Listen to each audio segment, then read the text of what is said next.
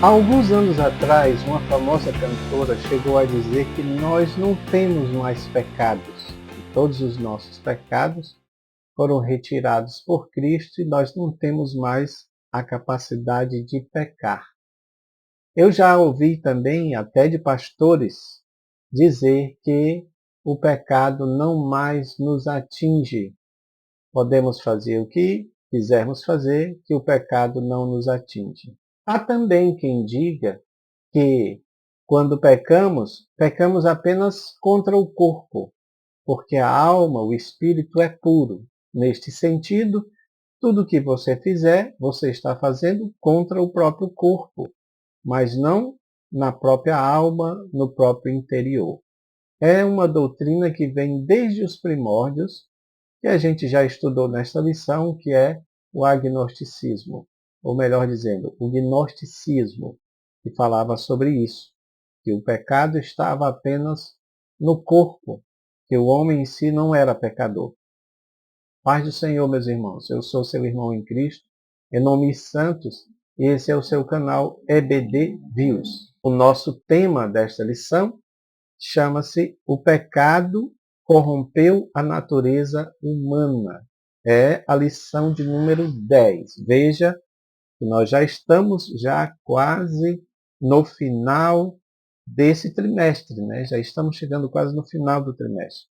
Nosso textuário diz, porque todos pecaram e destituídos estão da glória de Deus. Romanos 3, 23. A verdade prática diz, o pecado é um elemento real na vida de todas as pessoas desde o ventre materno. Ou seja, nós já nascemos em pecado, ok? Queridos, a palavra-chave da nossa lição é pecado. E antes de entrar nela, me permita apresentar o nosso gráfico esboço, que você pode ver aí. Está dividido em 3 partes. Primeiro ponto, a doutrina bíblica do pecado e a sua extensão. Fala do autor do pecado, fala de como os olhos deles foram abertos, né? A consequência da queda do Éden, a extensão do pecado. Tópico 2 fala da heresia que nega o advento do pecado. Aí a gente vai estudar sobre o pelagianismo. E o perigo dessa heresia na vida dos crentes e da igreja nos dias de hoje. Inclusive, me parece que o autor não fala muito aqui, mas seria um bom momento de falar sobre a questão da teologia neoliberal, da teologia liberalista, que interpreta todas as coisas apenas como um fato, não como um fato, mas sim como um mito. Então, nesse sentido, não existiu o Éden, não existiu a serpente, não existiu a queda do homem propriamente dita, tá, meus irmãos? Então, isso é algo que você, professor, deve estar atento para poder adicionar na sua lição. Meus irmãos, tema-chave aqui, palavra-chave é pecado. A palavra-chave é pecado. Pecado vem da palavra hamartia, que quer dizer, literalmente, errar o alvo, né? Temos, inclusive, vários gráficos que falam sobre isso. Por que errar o alvo? Porque Deus nos fez com um propósito. E Ele não nos fez para o pecado. Ele não nos fez para o mal. Ele nos fez para o louvor da sua glória. Mas o homem pecou. O homem cometeu hamartia, ou seja, errou o alvo. E isso é algo que acontece com todos até os dias de hoje. Por exemplo, suponhamos que este alvo seja o bem, seja aquilo que é correto, seja todas as coisas boas que Deus fez para que a gente ande nelas, para que a gente possa praticá-las. Mas você sabe que, vez por outra, nós erramos o alvo porque não fazemos aquilo que Deus quer que a gente faça. Nós não atingimos o alvo. Isso é pecado. E isso é, portanto, uma outra definição, transgressão de lei. Você sabe, não é? O homem, poderíamos dizer aqui que ele tinha apenas duas leis para viver. Naquela época, na dispensação da inocência. Então você tem o homem ali, no Jardim do Éden, onde Deus tinha dado apenas duas leis para as quais ele poderia viver. Uma lei positiva e uma lei negativa. A positiva dizia o seguinte: coma de todas as árvores, coma de tudo que você puder ver no jardim. Mas a negativa dizia o seguinte: não coma da árvore do conhecimento do bem e do mal. Ou seja, o objetivo, o alvo do homem era fazer aquilo que Deus tinha dito. Era cumprir essa lei. Comer de todas as árvores, se alimentar de todas as árvores. Mas o homem cometeu hamartia, pecado. Ele errou o alvo. Ou seja, ao invés de acertar, suponhamos, a árvore da vida, não é, que existia no Éden e foi retirada, o homem acertou a árvore do conhecimento do bem e do mal, a qual Deus tinha dito que ele não deveria se alimentar. Não é, meus irmãos? E isso foi algo terrível, porque foi a queda propriamente dita. Então, pecado significa isto, tá bom? Nós temos aqui, portanto, o autor do pecado, tá? Como nós dizemos aqui, Adão poderia comer todas as árvores do jardim, foi essa lei que foi dada, mas não comer da árvore do conhecimento do bem e do mal. Meus irmãos, esse ponto aqui é muito questionado, tá bom? As pessoas dizem, se Deus sabia que o homem ia pecar, por que então ele colocou a árvore do conhecimento do bem e do mal? São perguntas que nós não sabemos. Não há uma resposta definida na Bíblia a esse respeito. O que se supõe, o que alguns dizem, e me parece, eu me alinho a esse tipo de pensamento, é que, para todos os efeitos, o homem deveria ser testado em relação à sua fidelidade a Deus, para saber se esta fidelidade era baseada no amor ou em algum outro tipo de sentimento. Me parece que o homem não foi feliz porque ele não cumpriu aquilo que Deus disse. Então Deus coloca ali mesmo, tá? E é importante que se diga, meus irmãos, eu sei que há uma discussão enorme aí nas redes sociais, eu procuro já me abster dessa discussão, tenho o meu pensamento muito definido sobre isso, né? Então, eu vou mais pela linha arminiana, sim, acredito no livre-arbítrio, acredito, inclusive, que esse foi um dos motivos pelos quais Deus colocou ali aquela árvore também, para que o homem pudesse ser testado, não é? Meus irmãos, essa questão do teste, essa questão da tentação, da provação, né? Vamos colocar a tentação, é algo que está, sabe, dentro da história humana. Ninguém escapa disso. E se você parar para pensar, o nosso Senhor Jesus também foi tentado lá no deserto. Então, eu digo sempre que são dois lugares aonde os crentes eles são levados. Um lugar é o Éden, para a tentação, né? Inclusive da serpente, e o outro lugar é o próprio deserto, também para a tentação pelo tentador. Né? É bom que se diga que Paulo ele diz que a gente deve ter cuidado. Ele diz, eu temo que assim como a serpente enganou Eva com sua astúcia, sejam também corrompidos os vossos sentidos para que se afastem da simplicidade que há em Cristo Jesus. Olha que coisa, meus irmãos. Paulo está dizendo que o veneno da serpente continua agindo nos dias atuais. Por quê? Porque aquele conceito da tentação ali do Éden, aquela ideia da árvore do conhecimento do bem e do mal, está presente nos dias de hoje. E por que isso? Porque o homem se gloria em querer ser até maior do que Deus. Irmãos, falando nisto, me veio aqui a lembrança que apesar de nós falarmos da origem do pecado, a gente precisa dizer que essa origem do pecado, estamos falando aqui em termos de raça humana, de humanidade, tá bom? Porque o pecado já existia, inclusive, através do querubim ungido, não é? Que era Lúcifer, chama-se comumente de Lúcifer, mas aquele querubim, ele se exaltou e chegou a dizer que colocaria o trono dele entre as estrelas, né? E seria semelhante ao Altíssimo. Por isso que Deus o baniu da sua presença. E ele se tornou o que a gente conhece hoje como Satanás. Tá? Então, ali teve a origem do pecado, a origem, digamos assim, do mal. Né? Mas na raça humana, de fato, foi com Adão e Eva. Tá? Eu gostaria de mostrar aqui para os irmãos, pelo menos alguns gráficos, que fala um pouco sobre isso, tá? Primeiro aqui, esse do resumo da doutrina do pecado, né? Definição, o que é pecado? Tá?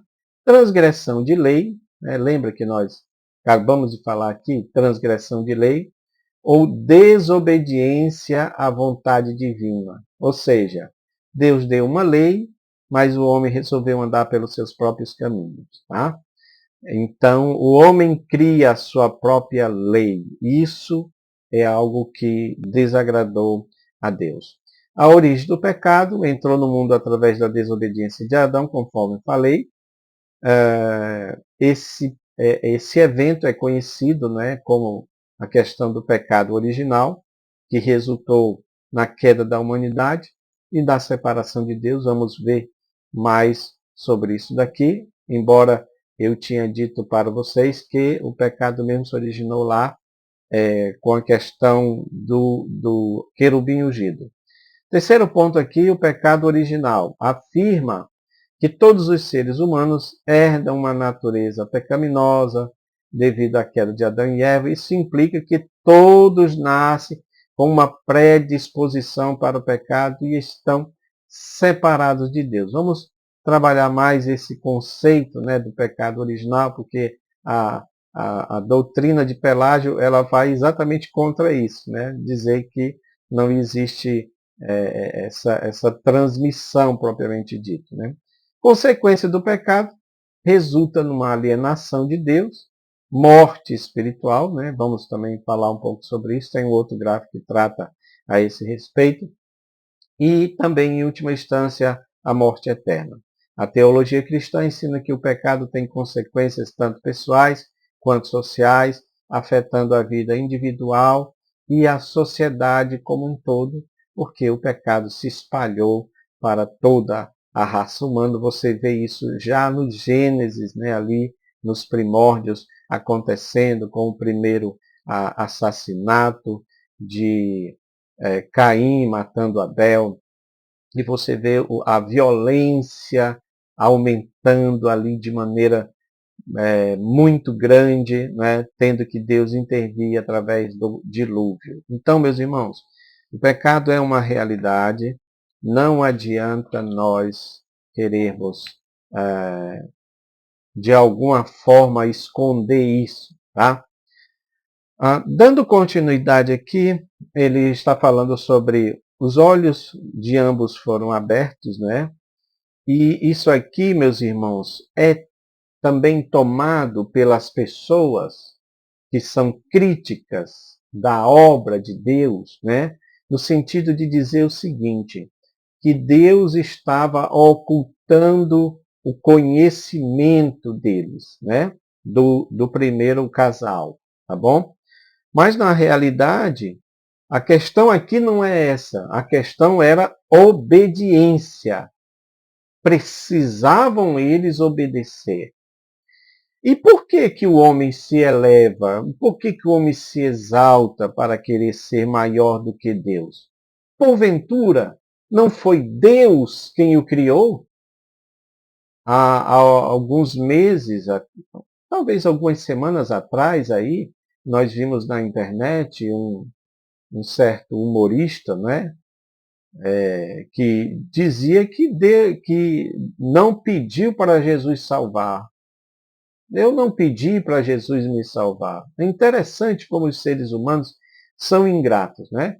Porque veja bem, a vida é um dom maravilhoso, meus irmãos. E a vida é um dom de Deus. Ou seja, foi Ele que fez. Diz a Bíblia que Ele colocou o espírito do homem no homem. Naquele momento lá da concepção, Deus cria o espírito do homem lá no homem. Né? Não é aquela coisa que diz, né, a pré-existência do espírito, não. Deus cria o espírito do homem no homem. Daí a gente não pode ter aquela ideia adventista de dizer que é só um sopro. O espírito é só um sopro. Não, não é. Porque ali não está dizendo que Deus sopra, está dizendo que Deus cria o espírito do homem no homem. E ele passa a ter uma existência. E esse ponto aqui é importante, professor, porque Deus dá o livre-arbítrio para que o homem tenha consciência das suas ações e para que ele seja julgado ou absorvido, não é? Condenado ou absorvido pelas suas ações. Esse aqui é um ponto importante. Eu nunca vou deixar de acreditar, tá bom, meus irmãos, no livre-arbítrio. Vou acreditar sempre. Ainda que os nossos irmãos calvinistas chamem de livre agência, né? Eu só quero dizer para vocês que a crença no livre-arbítrio não anula de forma alguma a soberania divina. Porque alguns querem dizer que, pelo fato de a gente ter livre-arbítrio, Deus fica sem a sua soberania. Bom, se fosse o caso, eu me atrevo a dizer que ele não seria Deus. Porque um dos atributos de Deus, atributos incomunicáveis que eu e você, ninguém tem, é a soberania, é a onipotência, é a onisciência, é a onipresença. Então, se esses atributos falharem, Deus não é Deus. Tá bom, meus irmãos? Então, esse ponto aqui é muito importante. Olha só. Como aqui está falando de consequência, eu quero mostrar um outro gráfico para vocês, também ainda dentro dessa parte, tá, meus irmãos, do pecado. Esse gráfico aqui é um pouco parecido com esse outro, mas você pode entender que aqui é o resumo mesmo dessa hamartiologia, ou seja, da doutrina bíblica do pecado. 3 pontos importantes: queda, depravação, consequência cósmica da queda. Queda, depravação, consequência cósmica. Inclusive, meus irmãos, quero dizer para vocês que eu acredito que nós, às vezes, falhamos na questão evangelística porque nós não pregamos sobre isso. Atenção, professor, não estou dizendo que temos que pregar doutrina teológica de seminário, tá bom? Para as pessoas. Não quero dizer que a gente precisa mostrar para as pessoas que a gente sabe essas coisas. Mas você pode decodificar isso daí. Você pode falar isso de uma maneira simples para as pessoas entenderem. Porque é preciso falar. Por exemplo, primeiro ponto, é preciso falar que houve uma queda. Houve esse momento que marca a origem do pecado no mundo e todas as deficiências que existem nele. Ou seja, antes disso não se entendia o que era pecado, porque o homem vivia na dispensação da inocência. Não tinha pecado. Porém, depois que ele peca, há essa queda. É como diz aqui, os olhos deles foram abertos e eles passaram a enxergar o mal. Que é isso aqui que é importante, tá bom? Eles passaram a enxergar, a entender o que era a malignidade, porque eles não tinham isso antes. A questão é que essa depravação, a gente vai ver aqui, nesse último, nas consequências, ela foi geral. Essa queda foi geral. Então, coisas que a gente precisa entender sobre a questão da queda, meus irmãos. Primeiro, a queda é um fato, ok? Por que é importante dizer isso? Porque não adianta os teólogos liberais dizer que não, aquele jardim não era literal, como nós colocamos aqui, né? Existe um apanhado histórico para falar sobre isso. E essas coisas não foram mitologias, não foram criações. Adão foi real, Eva foi real, o jardim era literal, a queda foi literal. Alguns criticam como uma serpente pode falar. Ora, todos nós sabemos que a serpente, aquele animal ali, ele estava agindo sobre a orientação, né, do próprio Satanás. É por isso que lá em Apocalipse ele é citado como a antiga serpente. Então veja que não acredito, há pessoas que querem dizer que a serpente falava, né, antes disso, ela se comunicava. Não acredito nisso, tá, meus irmãos? E por que não? Porque a Bíblia não diz. Então, onde a Bíblia não diz, eu me calo, tá? Então é importante a gente dizer isso, tá? A queda é um fato, isso está dentro da história bíblica. Os críticos querem dizer que tudo isso é uma mitologia, tá? Segundo ponto aqui, depravação humana, ou seja, o que é dito aqui, né? Afirma-se então que todos pecaram e destituídos estão da glória de Deus. Ou seja, essa corrupção, essa inclinação para o mal, passou a todos os homens. Então, a natureza humana, essa depravação, se refere à natureza humana que ficou corrompida pelo mal.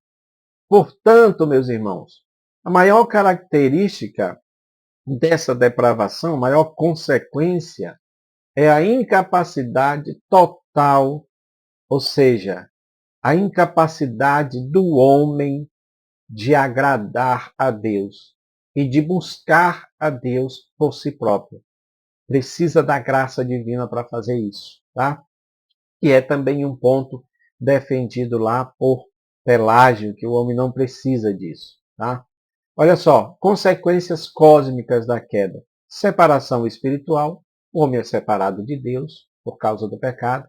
Deus é santo, o homem é pecador, não poderiam mais ter aquela comunhão que tinha antes, quando o homem estava no jardim e Deus passeava lá na virada do dia, né? Separação psicossomática, ou seja, do homem em si mesmo. Porque agora, como o homem é feito de corpo, alma e espírito, né? Quando o homem morreu, quando o homem pecou, a consequência da queda é a morte. Isso significa a separação. O espírito sai do corpo, tá? E não adianta dizer que é um sopro, não. É um espírito mesmo, tá? Tem vários textos que mostram isso daí, tá bom? Separação sociológica, né? O homem é separado do próprio homem. Você está num convívio familiar. Você está vivendo na sociedade, em todas as áreas, trabalho, igreja, nas ruas, ou seja, mas agora, quando a pessoa morre, precisa ser separado e ir para um lugar que todos nós conhecemos como cemitério. Então, separação sociológica. A separação ecológica, a natureza da natureza, porque agora o pecado afetou toda a natureza humana, né? Maldita é a terra por tua causa, e continua sendo assim até os dias de hoje. Os homens continuam maltratando a natureza que Deus fez. E as consequências são essas. Os gemidos da terra. Você se lembra que Paulo fala isso lá em Romanos 8? Os gemidos da terra são todas esse protesto da própria terra, porque ela foi devastada, ela foi destruída, está sendo destruída pelo próprio homem, pela ganância do próprio homem. Isso aí é um fato, meus irmãos. E a Bíblia mostra que a natureza, e nesse texto de Romanos, tá? Está esperando a redenção do homem. O homem ser redimido para que ela seja redimida, tá? Então, nós entendemos dessa forma.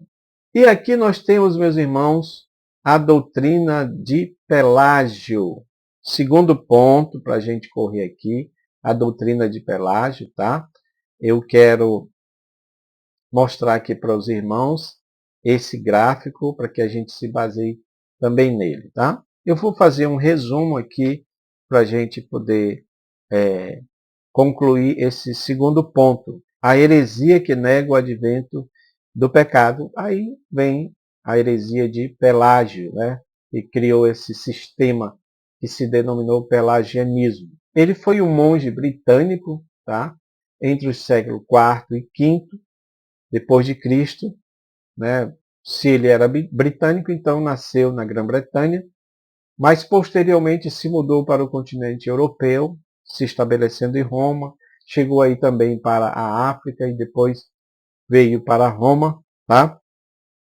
Qual é o conteúdo dos ensinos dele?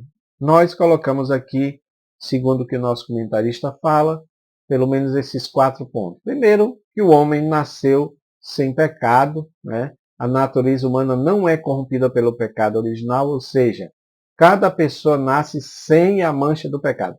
É interessante que eu às vezes fico pensando, esses homens eram, porque se diz que ele era uma pessoa piedosa, uma pessoa estudiosa, era um teólogo, ele conhecia muito. Mas me parece que o problema, meus irmãos, é quando nós colocamos as nossas convicções pessoais acima do que está na palavra de Deus. A palavra de Deus diz, o próprio salmista diz, em pecado me concebeu a minha mãe. A Bíblia diz que todos pecaram e destituídos estão da glória de Deus. Tá bom? Então não tem por que a pessoa dizer esse tipo de coisa, que o homem nasceu sem pecado, né? Segundo ponto, sem pecado original, o homem torna-se o que é mediante sua desobediência proposital, destaca a responsabilidade individual em buscar a virtude e moralidade sem depender da intervenção divina. Olha só, ao mesmo tempo, meus irmãos, que ele fala uma coisa correta, porque a responsabilidade é individual, isso é verdade, mas essa responsabilidade é no tocante, principalmente, às consequências do pecado. Porque se o homem peca, ele vai arcar com as consequências do pecado. Mas ele jamais pode buscar a salvação sem a intervenção divina. Quem fala isso são as pessoas, não é? Os espíritas falam isso, que não existe praticamente pecado, ou então o homem é responsável pelo seu próprio pecado e ele vai ser responsável também pela sua salvação.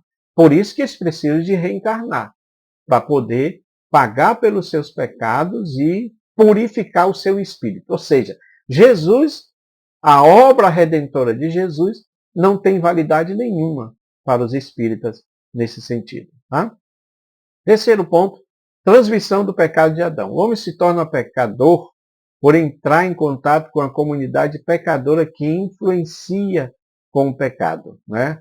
Então ele diz que não houve essa transmissão, portanto não houve a depravação total, como se fala. Essa depravação total é exatamente esse momento em que se vê a extensão do pecado, ou seja, o pecado se estendendo a todos. Tá? Ele nega isso aí também. Tá? Ainda que a gente sabe que o meio que a gente vive pode influenciar, especialmente quando nós não temos o conhecimento da palavra de Deus. Né? Por isso que Jesus disse, eu envio eles como ovelha para o meio do mundo, né? Para o mundo, para o meio de lobos. Mas não é para a ovelha se tornar lobo, somos ovelhas do Senhor, vamos continuar sendo ovelhas do Senhor, a gente não vai se misturar, essa é a questão, né? E o quarto ponto aqui também, responsabilidade humana. O homem foi dotado de perfeição original e por isso tem capacidade de escolher entre o bem e o mal. Atenção, meus irmãos, isso aqui é um ponto importante. O homem foi dotado de perfeição original? Sim. Deus colocou no homem a imago Dei, a imagem de Deus, né? E essa imagem de Deus no homem capacita ele, sim, capacitou ele lá naquela época para escolher entre o bem e o mal. A árvore era do bem e do mal. A árvore, se fosse comida do seu fruto, poderia trazer consequências maléficas, malignas. O homem tinha esse poder de escolha. Então a responsabilidade era do homem, sim, mas ele pecou. Agora, dizer que não precisa da graça de Deus, aí é um problema, porque você precisa sim da graça de Deus para resistir ao pecado, já que, de certa forma, eu disse para vocês, e eu quero até estender esse conceito, dizer que isso foi para o cristão, mas pelo menos aquela ideia do jardim do Éden, toda a humanidade está ali, tá bom, meus irmãos? Para escolher entre o bem e o mal. Toda a humanidade pode fazer essa escolha entre o bem e o mal. É uma pena que as pessoas estão escolhendo o mal, né? Porque acham que o mal não é mal, porque acham que não vai haver uma punição para o mal. Veja, quando nós olhamos aí notícias que está crescendo o número de igrejas satânicas no Brasil, isso é muito sério. Pessoas cultuando diretamente a figura do diabo, isso é muito sério. Nessa festa que nós estamos vendo agora, presenciando agora que o nosso país vai entrar, você vê as escolas de samba enaltecendo a figura do diabo. Por quê, meus irmãos?